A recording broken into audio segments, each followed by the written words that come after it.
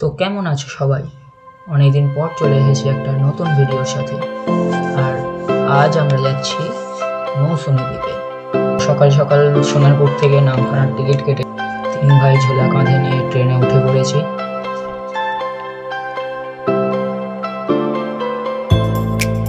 সকালের মনোরম আবহাওয়া উপভোগ করতে করতে পৌঁছে গেছিলাম নামখানা স্টেশনে।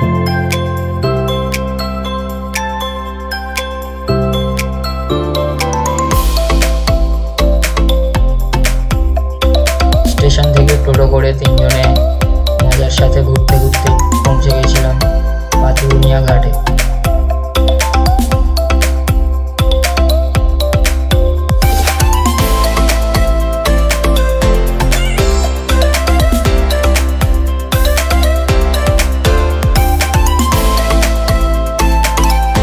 পাতুনিয়া ফেরিঘাট থেকে নৌকা করে নদী পেরোলাম।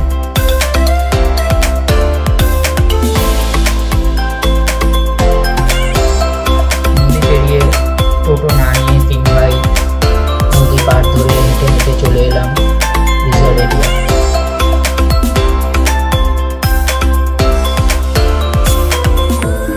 এবং এই হাঁটা পথের অনুভূতিটা ছিল দারুণ। এখানে যেমন নদী পার ধরে হাঁটার মজা পাওয়া যাচ্ছিল এবং তিনজনে মজা করতে করতে গল্প করতে করতে খুব সহজেই পৌঁছে গেছিলাম রিসর্ট এরিয়াতে। এবং এই হাঁটা পথে এখানকার মানুষজন, এখানকার মাছ শুকানো হচ্ছে রাস্তায় এবং নদী পাড়ের আনন্দ নিতে নিতে পৌঁছে গেছিলাম আমরা গল্পগৃহ রিসর্টের সামনে। আমরা রিসর্টে পৌঁছেছিলাম প্রায় দুপুর 1টার দিকে এবং সেই কারণে হঠাৎ করে প্রি বুকিং ছাড়াই রিসর্টে পৌঁছে গিয়েছিলাম। তো দুপুরের খাওয়াটা একটু ফাঁক পড়ে গেছিলো।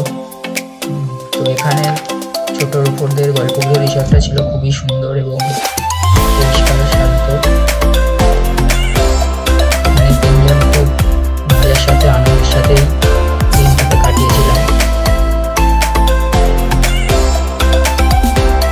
ঘর থেকে ফ্রেশ হয়ে দুপুরের খাবার বানাতে বলে আমরা বেরিয়ে পড়লাম একটু ঘোরাঘুরি করতে এবং প্রথমে গ্রাম ঘুরে পরে নদী পাড় ঘুরে শান্তি উপভোগ করলাম।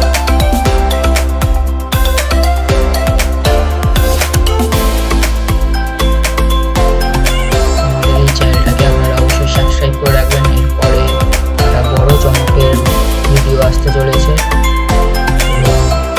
এই মৌসুমী দ্বীপের ব্লগটা কেমন লাগলো সেটা অবশ্যই কমেন্টে জানাবেন।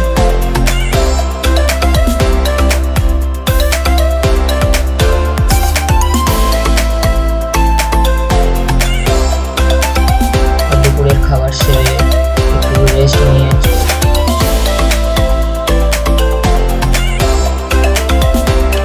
সন্ধ্যেবেলা চলে গেছিলাম ওখানকার বাজার ঘুরতে।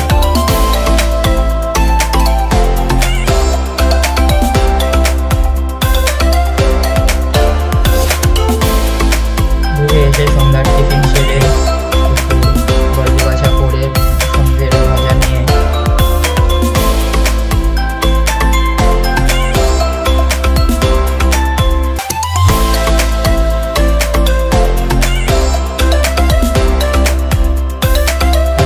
নাচ গান করে তিনজনে আনন্দ করলাম।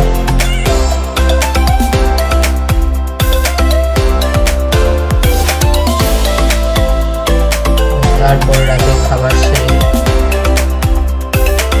প্রথম দিনটাকে শেষ করলাম।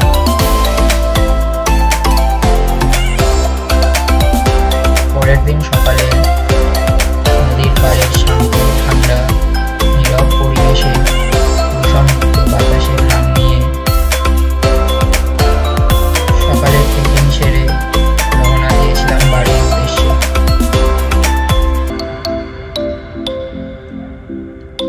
আজকের মৌসুমী দ্বীপের ব্লগ এই পর্যন্তই এবং আমাদের মৌসুমী দ্বীপের ব্লগটা আপনাদের ভালো লাগলে চ্যানেলটা সাবস্ক্রাইব করে লাইক করে কমেন্টে জানাবেন যে কেমন লাগলো। সবাই ভালো থাকবেন।